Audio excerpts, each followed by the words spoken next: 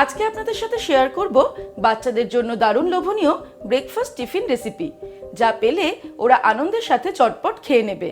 আর তৈরিও করা যাবে খুবই কম সময়ে, হেলদি উপায়ে। যদি বাড়িতে থাকে এই দিশানো পিৎজা পাস্তা সস, তাহলে চলুন দেখে নিই এই ডেলিশিয়াস কিডস রেসিপি আমি কত সহজে তৈরি করছি। সবার প্রথমে আমি আমার প্রিয় হ্যান্ড চপারটা নিয়ে নিয়েছি। এবারে আমি কিছু সবজি নিয়ে নেব আর চপ করব। প্রথমে নিয়ে নিচ্ছি একটা মাঝারি সাইজের পেঁয়াজ, 4 টুকরো করে ফালি করে নিয়েছি। নিয়ে নিচ্ছি একটা মাঝারি সাইজের গাজর, এটাকেও আমি ফালি ফালি করে কেটে নিয়েছি। সামান্য একটু ক্যাপসিকাম এর মধ্যে দিয়ে দেব, আর দিয়ে দিচ্ছি সামান্য একটু রেড বেল পেপার, আর ফাইনালি দিয়ে দেব কয়েকটা বিনস। সবকটা সবজি কিন্তু আমি ভালো করে ধুয়ে জলটাকে ঝরিয়ে নিয়েছি। এবারে আমি হ্যান্ড চপারের ঢাকনাটা আটকে দিয়ে এগুলোকে রাফলি চপ করে নেব। আমি যে কটা সবজি ব্যবহার করছি সেই কটা সবজি কিন্তু সবসময় আমাদের শরীরের জন্য খুবই উপকারী, আর বিশেষ করে রেড বেল পেপারে কিন্তু ভিটামিন সি প্রচুর পরিমাণে থাকে।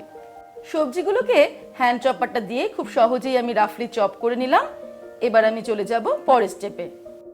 এবারে একটা প্যান গরম করে তার মধ্যে আমি নিয়ে নেব দিশানো এক্সট্রা লাইট অলিভ অয়েল।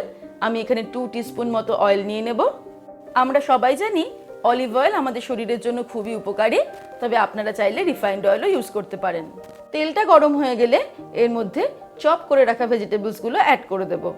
আপনারা চাইলে এই সবজিগুলোর মধ্যে আরও কিছু অ্যাড করতে পারেন, যেমন আরও বিভিন্ন কালারের বেল পেপার অ্যাড করা যেতে পারে, ব্রকলি অ্যাড করা যেতে পারে, আবার মাশরুম বা সুইট কর্ন বা বেবি কর্ন এগুলোও কিন্তু অ্যাড করা যেতে পারে।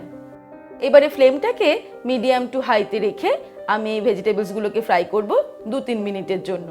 আর এই সময় এর মধ্যে অ্যাড করে দিচ্ছি 1/2 টিস্পুন পরিমাণে গোলমরিচের গুঁড়ো, আর দিয়ে দেব 1/2 টিস্পুন পরিমাণে নুন।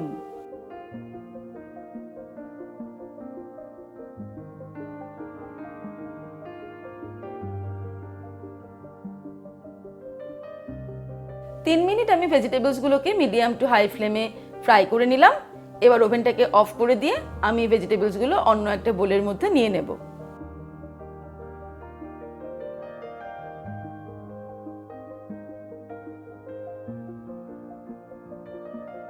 স্টাফিংটা তৈরি করে নেওয়ার পর এবারে আমরা তৈরি করে নেব হাত রুটি।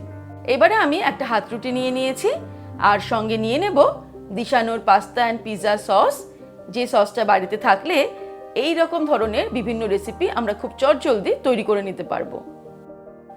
আমি 1 টেবিল স্পুন পরিমাণে দিশানো পাস্তা অ্যান্ড পিৎজা সস নিয়ে রুটিটার মধ্যে স্প্রেড করে দেব। বাচ্চারা যেহেতু পিৎজা পাস্তা খেতে ভালোবাসে, তাই এই পাস্তা পিৎজা সস যখন আমি রুটির মধ্যে স্প্রেড করে দেব, তখন এই রেসিপিটা ওদের কাছে খুবই লোভনীয় হয়ে উঠবে। আর এর সঙ্গে যখন আমি ভেজিটেবলসের স্টাফিং দেব, তখন কিন্তু এই রুটি আর ভেজিটেবলস খুবই হেলদি হয়ে উঠবে ওদের জন্য। দেখবেন গপগপিয়ে শেষ করে দেবে। বাড়িতে এই পিৎজা পাস্তা সস থাকলে আমরা পিৎজা পাস্তা তো বানাতেই পারবো, সাথে ব্রেড পিৎজা বানাতে পারি, পরাঠা পিৎজা বানাতে পারি, যার রেসিপি অলরেডি শম্পাস কিচেনে শেয়ার করা আছে।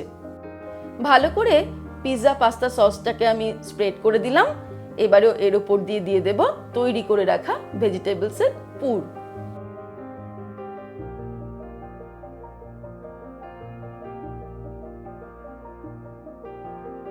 তারপর রুটিটাকে রোল করে দেব, আর একটা টিস্যু পেপার নিয়ে এটাকে এগ রোলের মতো মুড়ে দেব।